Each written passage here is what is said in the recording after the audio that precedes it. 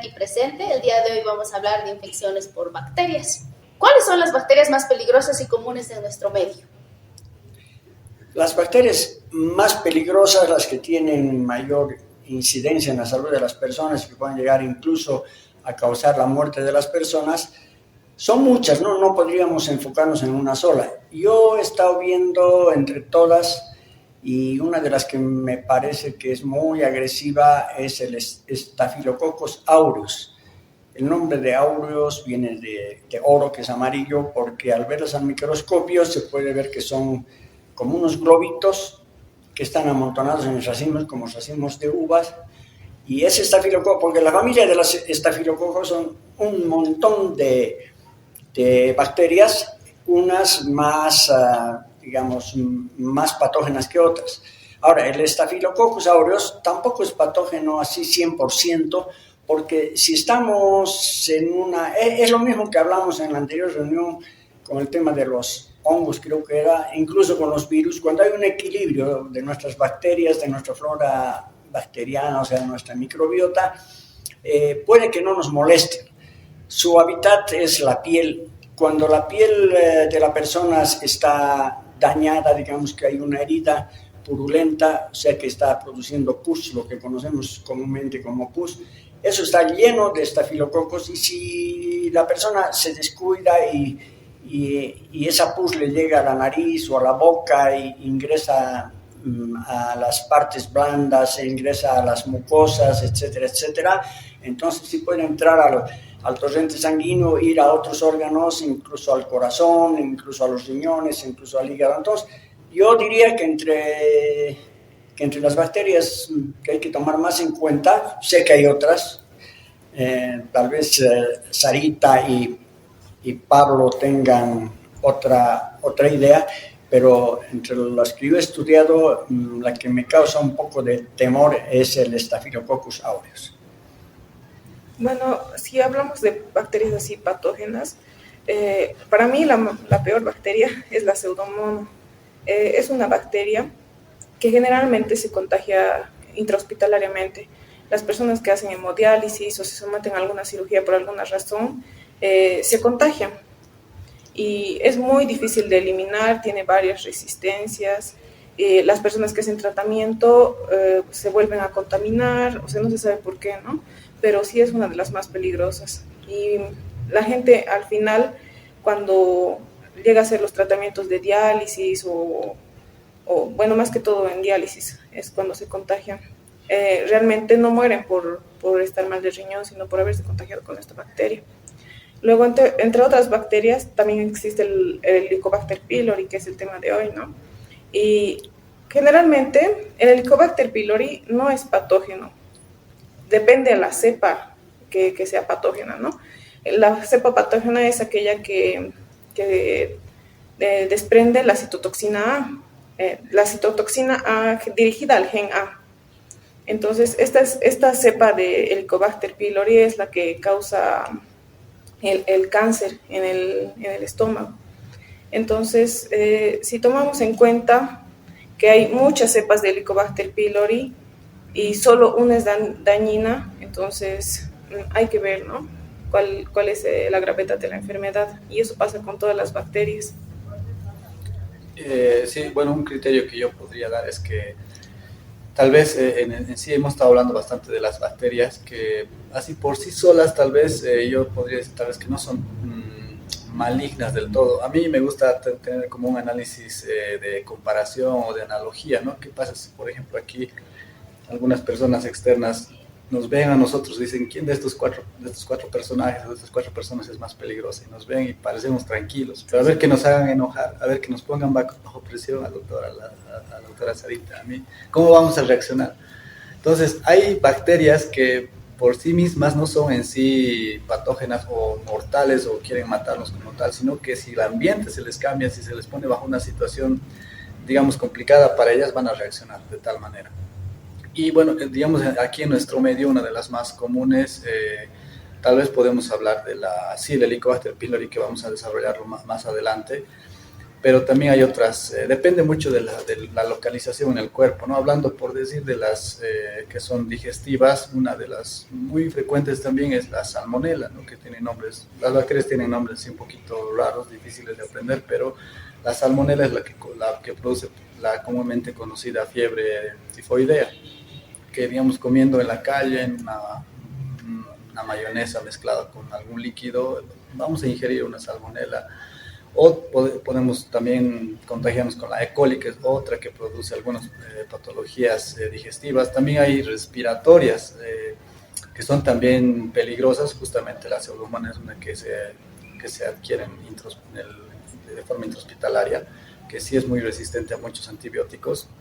Creo que la peligrosidad se va a deber mucho a la resistencia que tengan a los antibióticos, al tratamiento, y también del tiempo al que estemos expuestos con los síntomas, ¿no? Por ejemplo, el Helicobacter pylori, como decía, no es que alguien se contagia, entra un Helicobacter y ya nos causa daño, no es así, sino que de hecho está en nuestro cuerpo, pero si damos lugar a que se prolifere esta o cualquier bacteria, también puede generar.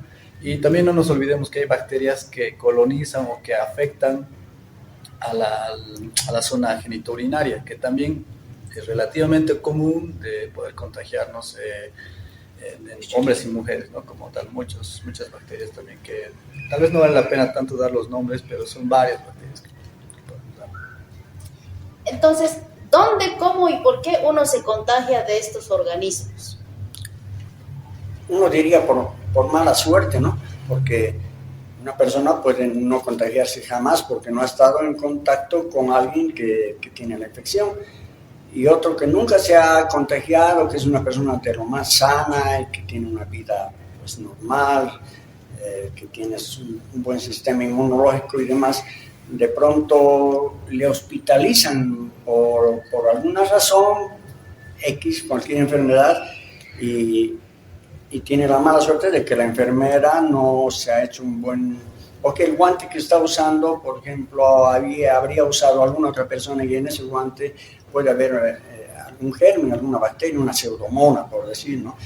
Es verdad que esas bacterias, incluso algunas reciben el nombre de superbacterias, porque han sido usados N antibióticos y no les ha causado pues, mella. Entonces han tenido la ciencia, sobre todo la que está dirigida a este tema de eliminar las bacterias, al final se ve superada por la inteligencia de la bacteria. No es inteligencia, sino es como decir, tiene lo que tienen los animales es una capacidad innata de defensa, ¿no?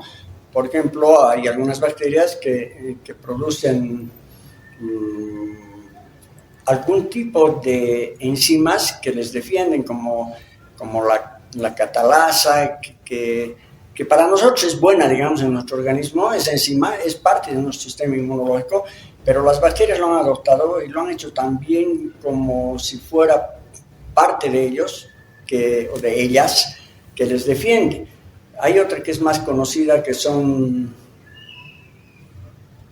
las IBL, inhibidores de las beta-lactamasas. Utilizan unas enzimas que se llaman beta-lactamasas, y las beta-lactamasas han hecho de que los antibióticos no sean efectivos contra ese tipo de bacterias. O sea, han fabricado una enzima que es como su caparazón, que les cubre y la bacteria no les hace nada. Entonces, la inteligencia del hombre ha hecho de que incluyan en un antibiótico o en varios antibióticos diferentes algo que se llaman inhibidores de las beta-lactamasas. O sea, no solamente tenemos que atacar a la bacteria, sino a quién le está defendiendo a la bacteria. Y a una amoxicilina, por ejemplo, le ponen surfactano o le ponen ácido clavulánico, y esos son inhibidores de la beta-lactamasa. O sea, actúan por doble corriente, ¿no? Una que la amoxicilina, vamos a decir, va directamente a eliminar a la bacteria, pero como la bacteria está protegida por esa enzima, entonces ese inhibidor, que puede ser el surfactán, va a destruir a la enzima y recién va a hacer efecto. Es bien complicado, porque cada vez a la ciencia médica se le está complicando más. Y algún científico decía, lastimosamente los científicos, la ciencia médica, los laboratorios, no le están dando la importancia necesaria, no porque no sepan que esto está pasando, sino porque económicamente no les conviene mucho. Porque ¿qué les conviene? Les conviene hacer antihipertensivos, les conviene hacer antidiabéticos, les conviene fabricar cosas de que tienen el mercado asegurado, porque un diabético de por vida tiene que tomar su medicamento, lo mismo un hipertenso de por vida va a tomar. En cambio, este tipo de antibióticos aparecen de vez en cuando, entonces no son rentables. Lastimosamente el mundo ha entrado en eso y la gente tiene que estar consciente de que tiene que por todos los medios tratar de no infectarse, de no enfermarse. Y por eso es que hablamos en todas las reuniones que hemos tenido del sistema inmunológico, que para mí es básico y fundamental. Bueno, si hablamos de los métodos de contagio son múltiples, ¿no? Pero están más relacionados el contacto entre secreciones de algunas bacterias, ¿no? Otras tienen otro método que es a través de la ingestión, puede ser a través de la piel, y son múltiples métodos de contagio, ¿no? Pero las más peligrosas, a mi parecer, se contagian a través de una cirugía, digamos, donde ya tenemos todo el cuerpo abierto, en esos casos. Sí, varía bastante cuando decimos, es como muy general, porque cierta bacteria tiene un modo de contagio que otra bacteria no la va a tener, ¿no? Me estaba acordando de otra bacteria que también en nuestro medio todavía es común, no se ha erradicado totalmente, que es el bacilo de Cochea, que produce la tuberculosis, ¿no? La conocida tuberculosis, una persona que tiene una tos bastante larga, es posible que se sospeche que pueda tener. Entonces, digamos, si esa persona tiene un estornudo, tiene una tos cerca de otra persona que esté cerca, que tenga su sistema inmune debilitado, es mucho más factible, ¿no? Y también me acordé de otra bacteria escuché hace unos 10 años atrás, o tal vez un poquito más, no sé si se acuerda, doctor, que se llamaba Bacillus anthracis, que produce el anthrax. Un tiempo estuvo así como que en apogeo de una bacteria mortal que de hecho decían hasta que se mandaba en cartas y uno podía como inhalar y ya producía. Entonces hay formas de contagio que normalmente pueden ser respiratorias. Hay otra autocontagio que se llama que nosotros mismos a través de nuestras manos, por decir, después de haber entrado al baño, no nos lavamos las manos y por mala suerte tenemos alguna carga bacteriana y una manzana, una fruta o algo que nos metemos nosotros mismos a la boca y lo que debería estar fuera del organismo entra al organismo y produce ese contagio. Hay múltiples formas y depende mucho de la bacteria y también de nuestro sistema inmune. Hay dos temitas que me gustaría aclarar y estar seguro también preguntándoles aquí a mis colegas. Cuando hablo del anthrax, el anthrax es terrible, últimamente no se escucha hablar. No sé si tiene alguna relación con el Botox, porque el Botox es una toxina de una bacteria. Y el Botox es lo que utilizan las damas y algunos varones que se hacen poner bajo la piel, porque ¿qué hace esta toxina que es producida por una bacteria? Produce una parálisis muscular. Entonces, si una persona tiene una arruga, porque hay un músculo que se está encogiendo, vamos a decir, que se está poniendo tenso, al ponerle el Botox, que es toxina, la gente no dice la verdad, es una toxina y es una toxina que si se da en una dosis muy elevada puede producir daños irreparables. Entonces la piel como que se le estira nuevamente porque ha dejado de cumplir su función ese músculo que estaba produciendo la arruga. A nadie le gusta tener arrugas, pero peor, yo preferiría tener arrugas y no tener un Botox metido dentro de mi piel y sin embargo es algo casi corriente, ¿no? La otra pregunta que quería hacer, a ver si me acuerdo en el transcurso. La otra es el tema de los gram positivos y gram negativos, ¿no? En la anterior reunión habíamos hablado un poquito de eso. Hay una distinción de gram, por eso se llama gram positivo, gram negativo, pero eso es más un tema de laboratorio. Pero para que no se me vaya la idea, quiero hacer esa pregunta, sobre todo a Sara, porque cuando toma la tinción de gram, porque se hace un cultivo, un medio de cultivo es muy complejo de explicar, pero ahí se pone esa tinción que ha sido creada por Gram, que era un gran científico. Y cuando, vamos a decir, esos globitos de los que he hablado del estafilococo, toma la tinción de un color violáceo, tirado a morado, es gram positivo. Y si se pone medio rojizo, medio rosado, es gram negativo. Tiene que ver mucho eso de la tinción. Yo no sé el por qué, cómo este científico determinó que para cierto tipo de bacterias, por ejemplo, las gram negativas, necesitas otro tipo de antibióticos y para las gram positivas otro tipo de antibióticos. Ahora me pregunta a Sara y al doctor Pablo también, es si el Helicobacter pylori es gram positivo o es gram negativo. Aplazada. He leído, pero no me acuerdo. ¿No? Ahora, que sea gram negativo o gram positivo tal vez no tenga la importancia de lo que estamos hablando, sino que el Helicobacter pylori es algo que es muy molestoso. Otras infecciones sí también pueden producir molestias, pero que hasta cierto punto se pueden paliar. En cambio, los síntomas del Helicobacter pylori, eso sí sabe la doctora Sara. Vamos a pasar.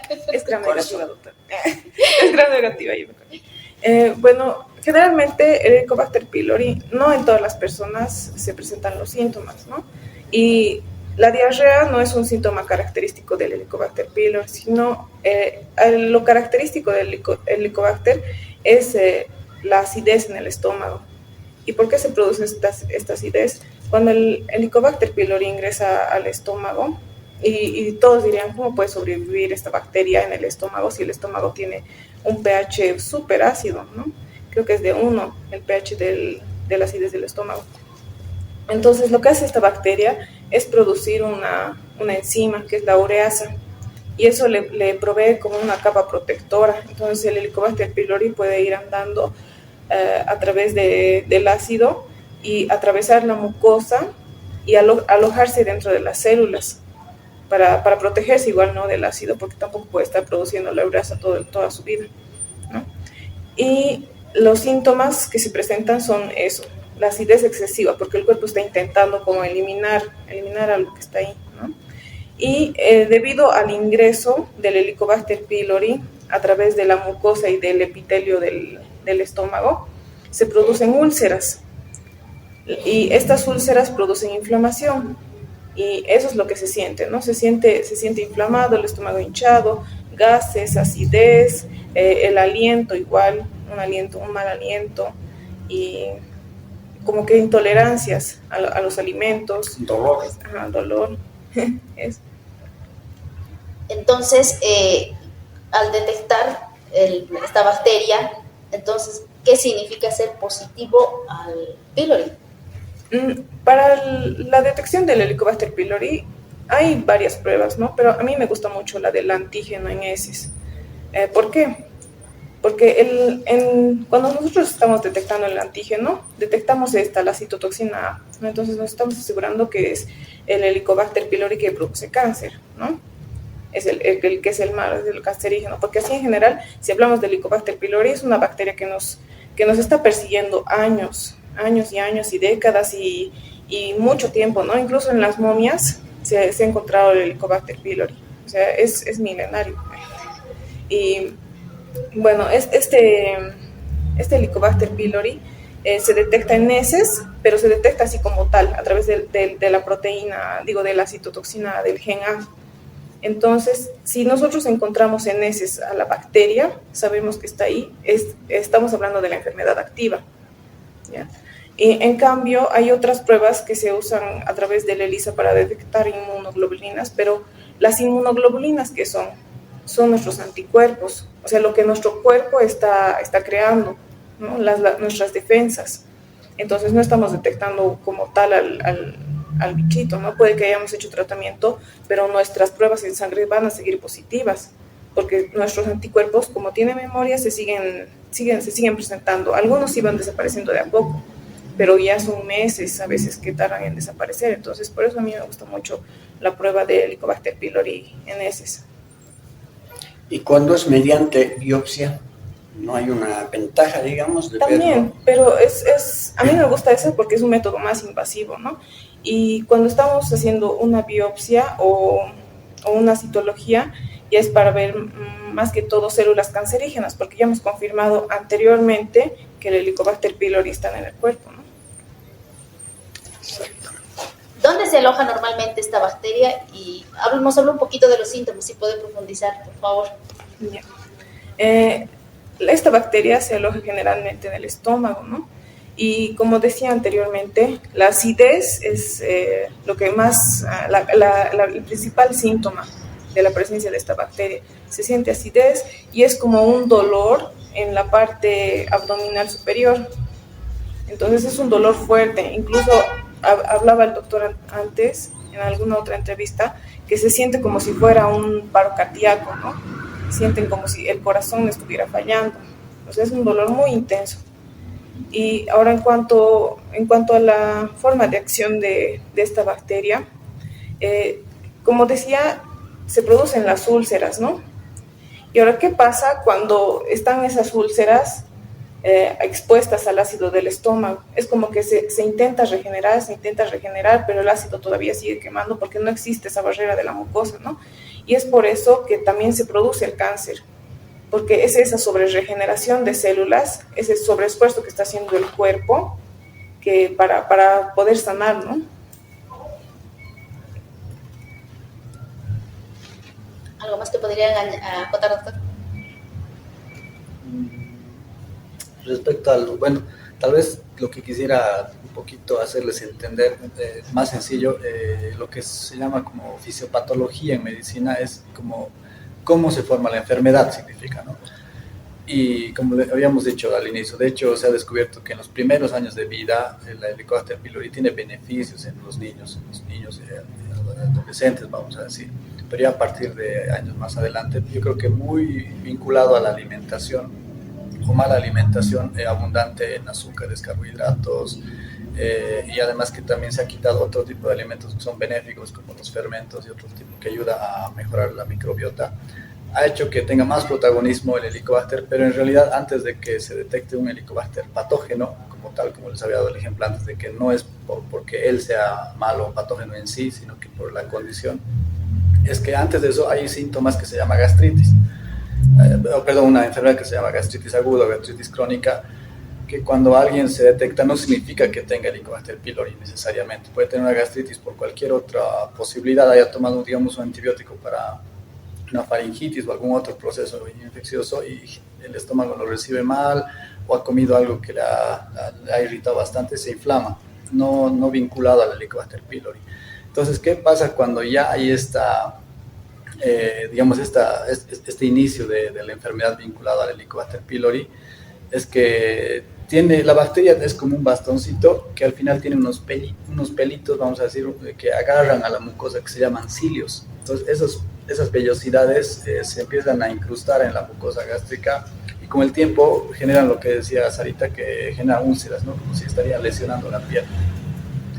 Entonces, yo muchas veces he estado en contacto con pacientes que me dicen que el tratamiento tradicional que se les da es que, por ejemplo, se les dice 0 alimento crudo y todo es cocido, todo es hervido, todo es al vapor, algo así. En otras palabras, yéndonos un poquito a algo más simple, es todo pasado por precocción, fuego, temperatura y demás. El ácido gástrico, por general, por naturaleza, vamos a decir, está preparado para recibir alimentos crudos. De hecho, las verduras son crudas y esa es la función, de degradar para que pueda tener un paso al duodeno, que es la primera porción del intestino. Entonces, es como que hubiéramos cambiado la naturaleza, ¿no? Todo lo hacemos cocido, al vapor. No estoy diciendo que está mal, pero cuando nos vamos solamente a ese lado, lo que estamos haciendo es, digamos, tapar los síntomas y decir, bueno, no puedes comer esto porque tu estómago es incapaz de poder procesar o digerir algunos alimentos, como igual, incluso los frutos secos como tal, no se van a poder procesar. Entonces, lo que hacemos es quitar 0 fruta, 0 verduras y solamente todo al vapor y cocido, y obviamente le va a aliviar, va a estar mucho tiempo sin síntomas, pero se está perdiendo de muchos nutrientes del reino vegetal y no se llega como tal a una solución del origen del problema, de la raíz, sino solamente paliando algunos síntomas. Y otro error que también se comete es que ni bien hay un poquito de inflamación o de dolor, incluso estos se automedican, es el omeprazol o ranitidina, ¿no? Entonces tampoco es la solución, no es la solución directamente tomar, no sé, doctor, ¿qué dice? Sí, se han intentado un montón tratamientos. De principio yo me acuerdo cuando apareció el famoso Helicobacter pylori, que parecía la cosa más extraña cuando estoy hablando de hace más de 30 años. El tratamiento era metronidazol y no fallaba. Se le daba metronidazol a la persona y en esa época creo que no había omeprazol, se daban antiácidos, unas pastillas antiácidas en base a sulfato de aluminio, cloruro de aluminio o líquidos tipo leche, ¿no? Y con eso se quitaba la acidez, porque también la acidez se siente a veces en el estómago, generalmente se siente la acidez casi en la garganta. A veces llegas a lo que se llama el reflujo gastroesofágico, es que viene a ser tan fuerte la inflamación que el organismo trata de expulsar ese ácido del estómago y es ácido clorhídrico. Sara habló de un pH 1, un pH 1 es terriblemente ácido. El pH normal, el pH que no es ácido ni alcalino es 7. Si bajamos a 6 ya es ácido, a 5 es re ácido. No sé si es 1, pero de que es bien ácido, es bien ácido. Entonces, una solución que aparte de tener restos alimenticios, aparte de tener la bacteria y demás, y tiene ese ácido tan fuerte, te sale hasta la garganta, hasta te quema la garganta, y mucha gente confunde eso con un problema de la garganta.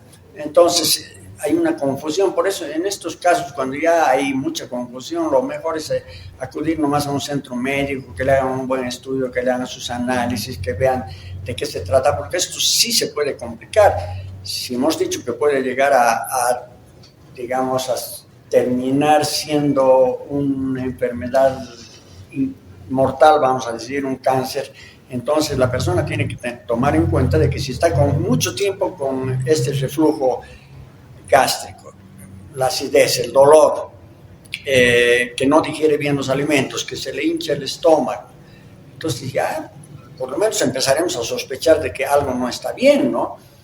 Y mucha gente, como dice Pablito, va a la farmacia y omeprazol debe ser el tercer o cuarto medicamento más vendido en las farmacias, porque todo el mundo anda con acidez y no es la solución, pues. Entonces, ¿qué hicieron los médicos cuando vieron que el metronidazol daba buen resultado? Después de un tiempo vieron que no daba ya tan buen resultado, añadieron un antibiótico, porque el metronidazol en sí no es un antibiótico. Añadieron amoxicilina, metronidazol con amoxicilina. Un tiempo funcionó. Después vieron que les hacía daño a la gente ese tratamiento con 3 cosas, ¿no? Metronidazol, amoxicilina, omeprazol. De pronto la gente no resistía ya a eso, y aparte la dieta blanca que les dan a los viejitos, a los que están en las últimas, todo cocidito, todo molido, no les ayuda tampoco. Entonces cambiaron el metronidazol por claritromicina, un antibiótico más fuerte, vamos a decir. Actualmente el tratamiento es eso. Hay médicos que siguen usando o metronidazol con claritromicina y amoxicilina, o dan el pantoprazol en vez del omeprazol, en vez de del metronidazol dan la claritromicina con la amoxicilina. Es bien complicado, pero este ya es un tema y un comentario mío. Mucha gente que ha venido después de haber hecho he nombrado casi como 3 combinaciones diferentes de tratamiento, y que ninguno le da resultado y la persona se siente mal y me dice algo natural, deme algo natural. Yo he visto que es imposible que viva el Helicobacter en una solución en la que disolvemos el Diox.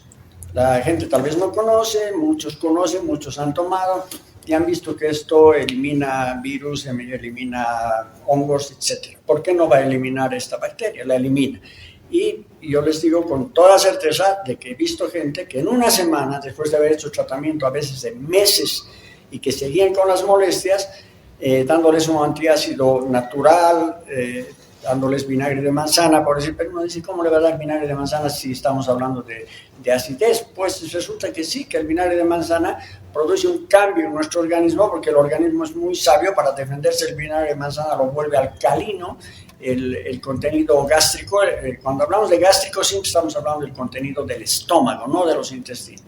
Entonces, al volverse alcalino, este bicho dijiste al principio, por eso estoy repitiendo la palabra, es una bacteria, no va a poder vivir ahí. Y si encima le damos una terapia oxidativa, entonces con toda seguridad que no va a poder sobrevivir el Helicobacter. Me parece que es una de las opciones que está dando mejor resultado. Gracias por el tratamiento natural. ¿Cuánto tiempo dura este tratamiento? En una semana se pierden los síntomas, pero a la gente yo le aconsejo seguir tomando un tiempito largo, por lo menos un mes o más, porque daño no le hace, ¿no? Daño no le hace porque es natural y más bien le va a ayudar a protegerse, le va a ayudar a subir sus defensas, le va a ayudar a regenerar los tejidos que han sido dañados, le va a ayudar a muchas cosas porque el tomar antibiótico no es un chiste. La gente va a las farmacias, de pronto le duele la garganta. Hace rato yo estaba hablando de los estafilococos, ¿no? Sin saber qué es un estafilococo, dice es una bacteria que tengo. ¿Qué debo hacer? Bueno, mi vecina o escuché a un médico que dijo esto y el tratamiento para matar estafilococos es tomar. ¿Qué voy a tomar? Van a la farmacia y preguntan qué buen antibiótico tiene para esto. Entonces le dan a escoger y la persona dice amoxicilina porque es más cómodo cada 8 horas, porque la ampicilina tengo que tomar cada 6 horas. Entonces toman la amoxicilina y de pronto no es eso, ¿no? Están tomando algo que es inadecuado, que va a dañar hígado, va a dañar riñones, va a dañar intestinos. Entonces, para regenerar todo eso, tenemos un poquito que detenernos a pensar en que el ser humano no está hecho para tomar antibióticos, antiinflamatorios, antigripales, antialérgicos, anti todo. Lo que tenemos que ver es tomar probióticos, es una de las cosas que sí se debe tomar. Se habla mucho del yogur, yo no soy muy por el tema de la lactosa, porque hay intolerancia a este elemento del azúcar de la leche que es la lactosa, pero como un ejemplo, ¿no? Podría ser el kefir, podría ser el chucrut entre los alimentos, pero también vienen en cápsulas, que es lo más cómodo, lo más práctico, tomar probióticos. Los probióticos son lo contrario, digamos, de los antibióticos, son aquellos que ayudan a regenerar la microbiota de nuestro organismo, que es parte importantísima en nuestro sistema inmunológico. Quería acotar algo, un comentario respecto a esta pregunta que le diste recién al doctor.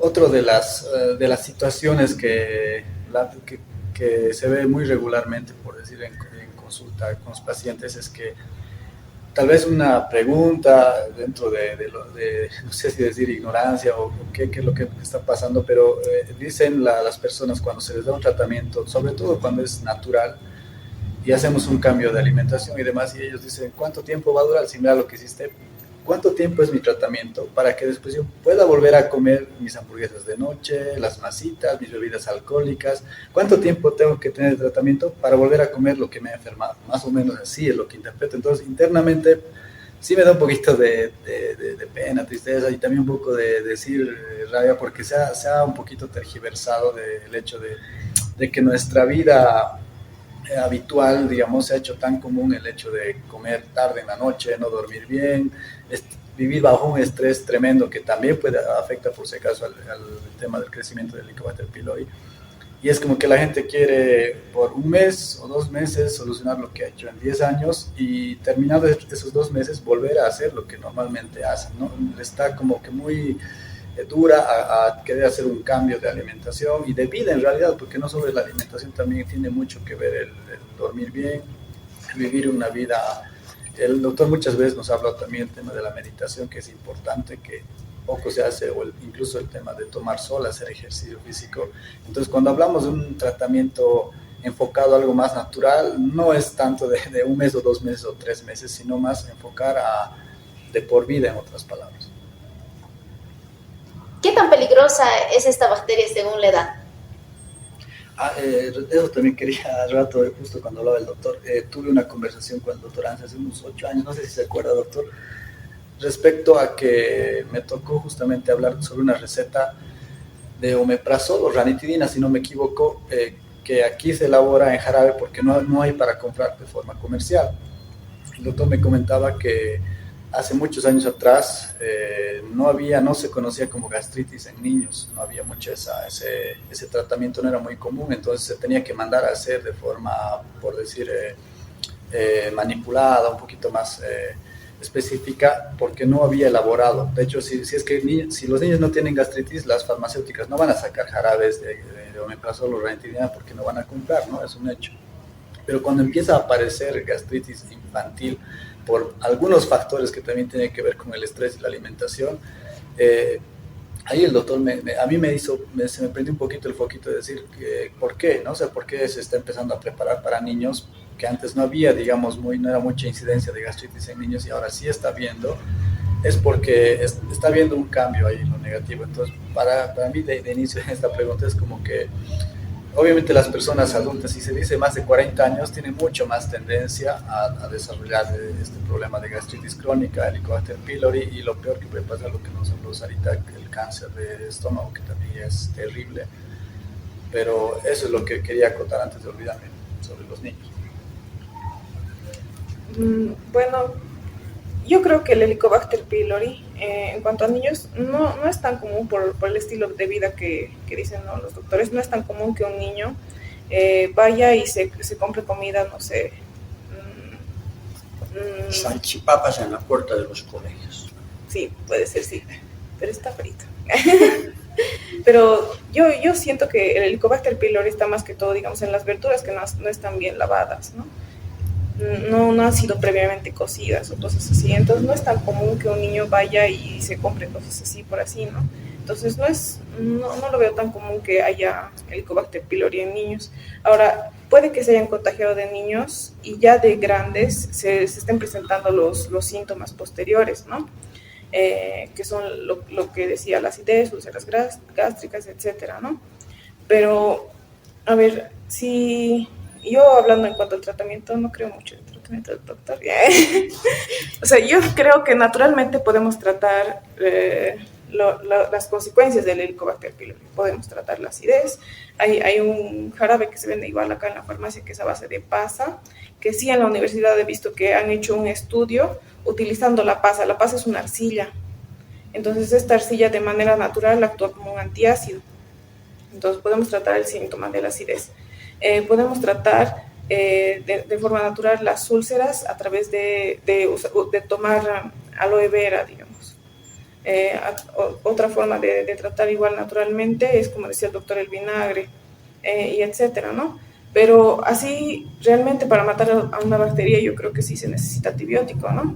El científico que identificó esta bacteria, lo que hizo fue encontrar algo en común en sus pacientes. Entonces aísla esta bacteria y dice, a ver, esto es una bacteria. Entonces, y probó en él mismo, ¿no? Si yo me la trago, ¿cuál sería el tratamiento? Entonces, él se la tragó y toma antibióticos. Entonces, el antibiótico es, para mí, el tratamiento seguro, ¿no? Y hablando en cuanto a niños, si le damos un tratamiento de Helicobacter pylori a un niño, ¿cuáles serían sus consecuencias, no? Hablamos del omeprazol. Sí, es muy común que la gente lo tome, le duele el estómago, puede que no sea gastritis, pero igual toman el omeprazol, o el pantoprazol o el esomeprazol, que ya son mucho más avanzados, sí. ¿Y qué hace este omeprazol, esomeprazol, etcétera? Recubre todo el estómago, recubre toda la cavidad intestinal.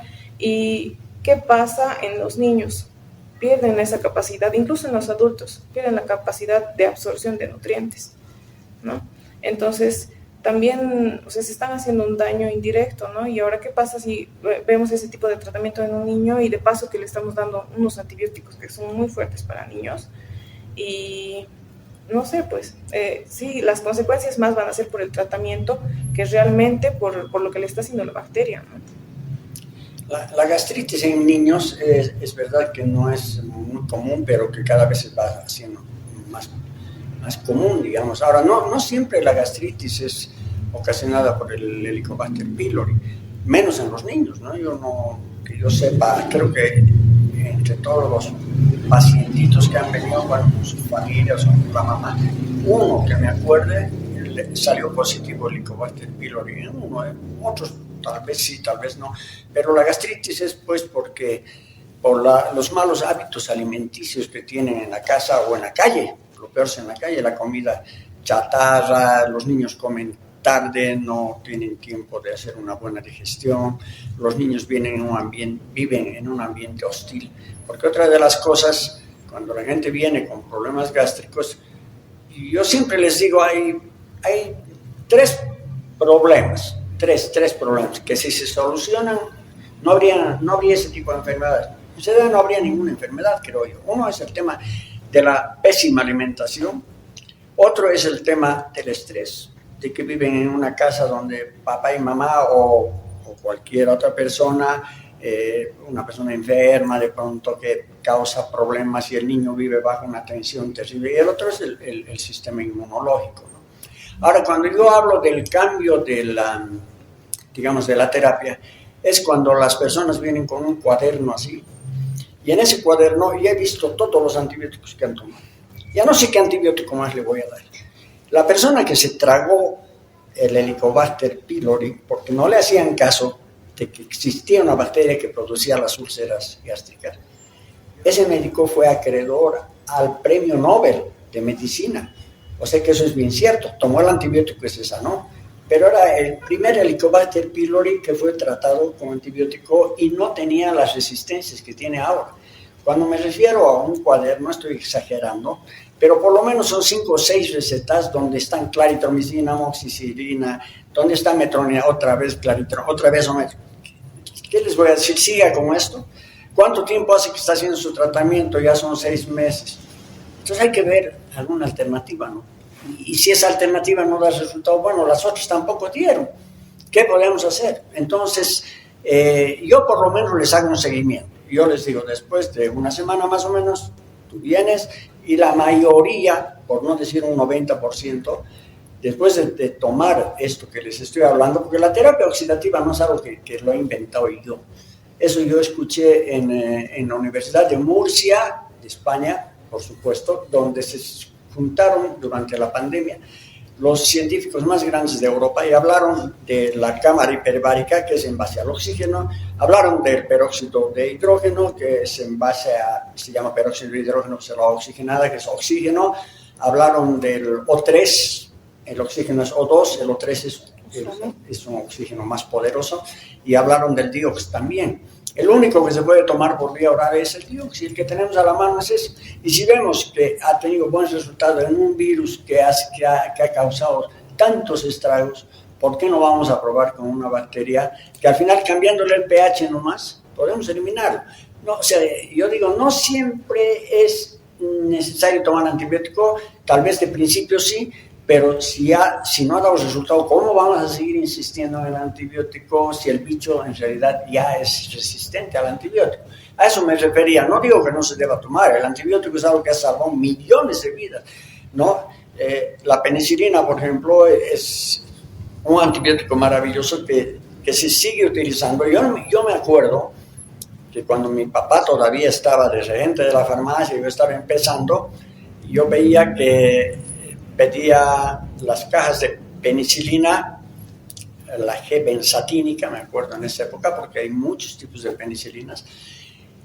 Y había una farmacia grande en Cochabamba, que no voy a decir el nombre, ya se ha cerrado, que nosotros pedíamos una caja de 100 y esa farmacia pedía 20, 30, 40 cajas de 100 mensualmente.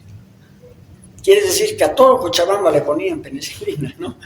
Entonces, ¿cuándo es que han empezado a dejar de poner la penicilina? Lo que hablé hace un rato, de las beta-lactamasas, porque la penicilina es uno de los antibióticos que inhibe su efecto por la enzima que produce esta bacteria. Ahora, yo no he escuchado que el Helicobacter pylori produzca esa enzima que la proteja, tal vez no, creo que no.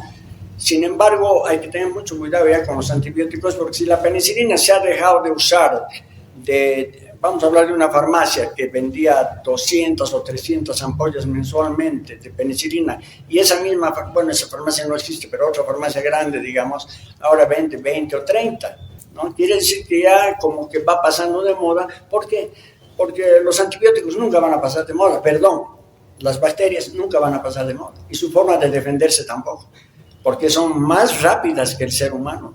Y como el ser humano no le está poniendo, por lo que dije antes, porque no hay un rédito económico para hacer investigaciones con antibióticos, entonces vamos a ir perdiendo la batalla. Por eso que los médicos están preocupados por lo que han venido a denominar las superbacterias. Y eso puede terminar con la humanidad si es que no nos ponemos a pensar y que en el hogar la mamá tenga su laboratorio, que es la cocina, que el papá tenga su gimnasio, que es el patio, es el parque, y que empecemos a tener un tipo de vida diferente y sigamos más bien aumentando el consumo de comidas chatarras, de mayonesas, de ketchup y esas cosas que son absolutamente dañinas para el epitelio. La yahua, como dice la doctora, que es tan rica, pero yo no consumo yahua hace añadas, porque se puede comer locoto, ¿no? Bien que hemos hablado, el locoto incluso puede ayudarnos al tratamiento de las úlceras, pero no mezclado con tomate. Lo mezclamos con tomate y arruinamos el tratamiento. Entonces, creo que en el tema del Helicobacter, no sé si hemos agotado ya todo o hay alguna pregunta más. Creo que la última, doctor. ¿Cuáles son las recomendaciones para evitar esta bacteria? Eso es avisar. No, lavar las verduras. El Helicobacter pylori también se transmite vía salival, así que una pareja no está exenta de que ambos estén contagiados, ¿no? Entonces, también a través tener de las cuidado, heces, a través de las heces, tener cuidado con el lavado de manos, a los niños igual recomendarles eso. Y bueno, que se den cuenta a tiempo y no esperen a que sea un problema grave. Aparte de la higiene, también tomar en cuenta que, como hemos dicho, que ya está en nosotros. Yo les dije, similar a lo de la cándida, cuidarlas, tratarlas bien.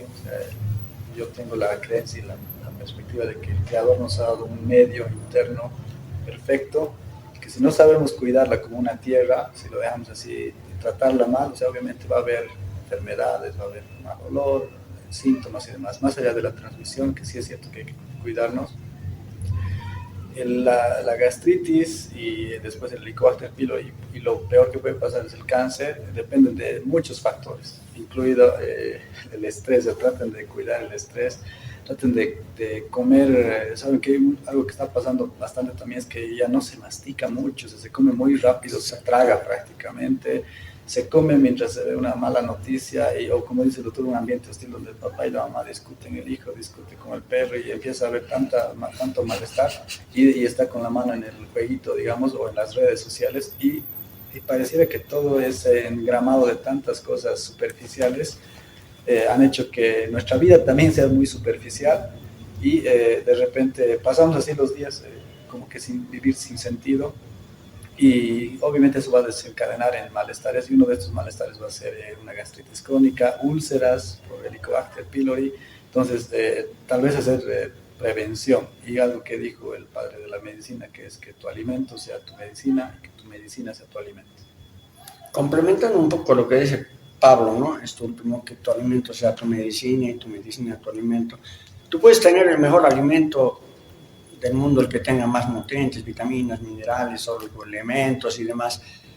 Pero si uno se pone a ver a un niño y el papá ya le dio su pantalla, ¿no? Vamos a hablar de pantallas para no decir computadora, todas esas cosas. ¿Cómo come el niño? El niño está atento al juego, tiene que ganar algo. Yo no lo entiendo, yo no tengo ni celular siquiera. El niño está poniendo el alimento a la boca y lo está deglutiendo sin que pase el primer proceso de la digestión que se llama masticación. Ahora, todas son las famosas licuadoras, sumidoras, todas las doras que hay en las casas.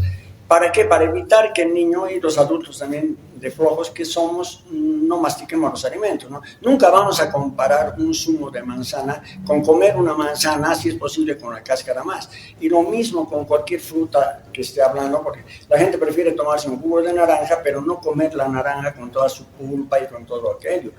Entonces, el tema es ese, ¿no? Bien que hablo de la masticación, porque la masticación es importante, porque es que los dentistas ahora también están ganando mucho dinero con la famosa ortodoncia. Yo pienso que de 5 niños de la ciudad, ¿no? Los niños del campo, 0. Niños de la ciudad, de 5 niños, por lo menos uno tiene los fierritos en la boca. Qué mal les estamos haciendo a los niños. Incluso poniéndoles los fierritos, porque vamos a corregir tal vez la estética, pero no le estamos ayudando a que mejore esa capacidad de procesar su alimentación, porque la saliva no solamente es un lubricante, ¿no? La saliva tiene un montón de elementos, sobre todo tiene enzimas. Una de las enzimas es la amilasa, que no hay en el estómago, y la amilasa es la enzima que desdobla, vamos a decir, que digiere los almidones. Todo lo que almidones son arroz, papa, harinas, etcétera, etcétera. Entonces, si no mastica el niño, va a tener una boca deforme, su boca va a ser chiquita, sus dientes van a estar uno sobre otro. Y cuando Pablo hizo mención a los frutos secos, cuando a las mamás yo les digo, no le des pan blanco, no le des esto, no le des eso, ¿y qué pues le voy a dar? Ahorita, cuando ha dicho él eso, ¿qué puede ser mejor que el pan? ¿Qué puede ser mejor que el arroz blanco, no? Porque el arroz integral es muy bueno. ¿Qué puede ser mejor que la papa? Frutos secos. Ahora hemos hecho conciencia nosotros también y estamos tratando de tener aquí en la farmacia y en las tiendas naturales que están al lado de la farmacia, de tener estos frutos secos para que las mamás semanalmente les compren una bolsita hay nueces, hay almendra, hay las almendras españolas, hay el cayú, hay el pistacho y bueno, todos los frutos secos que van a ayudar a los niños a sustituir sus almidones y sus pan blanco y las harinas blancas que no alimentan nada, por algo que además les va a ayudar a formar bien su boca, sus encías, sus muelas, sus dientes, y no gasten después, porque uno dice, bueno, pero eso es caro. Eso será caro, pero el otro te va a costar $1,000, el que le hagas arreglar los dientes a tu hijo. Con $1,000 te puedes comprar media tonelada de frutos secos.